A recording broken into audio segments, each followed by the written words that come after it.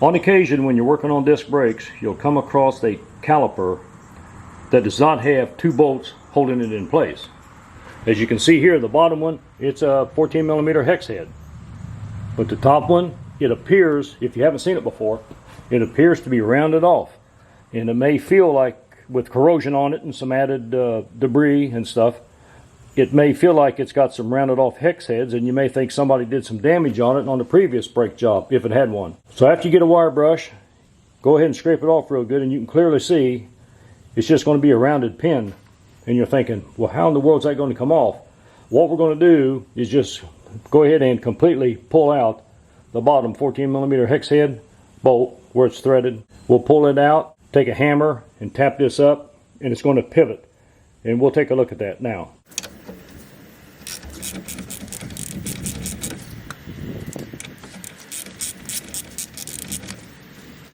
It might need a little help. In this case, a 3-pound sledge. Very careful, it's cast iron.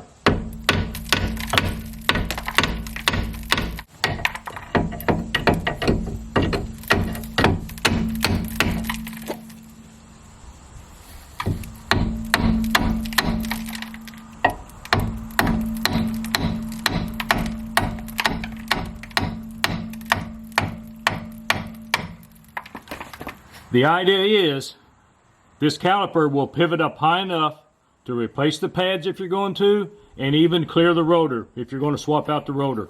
And you can see right there, it comes clear up out of the way. The reason they pivot on the top is for your hose. The bottom would not pivot. The hose wouldn't allow it. You'd have an excessive hose length. Let's go ahead and swing it up out of the way. And you can clearly see, now's a good time to inspect the CV joints. Completely severed boot.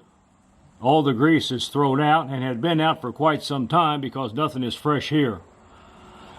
I'd like to know how many miles this car has drove with this severed boot and slinging out grease. There is some grease still left in it, amazingly, so it probably hasn't been that long, but nothing here is really fresh. If it was slung out, where it was slung out, it's already covered up with some road grime. But both these will have to be replaced.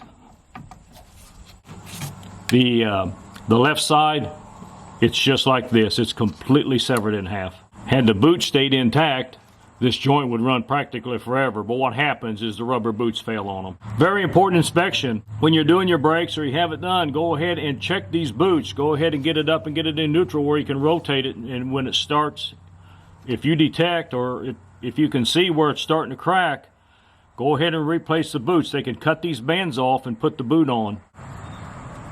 Let's go in for a close-up look at that pin.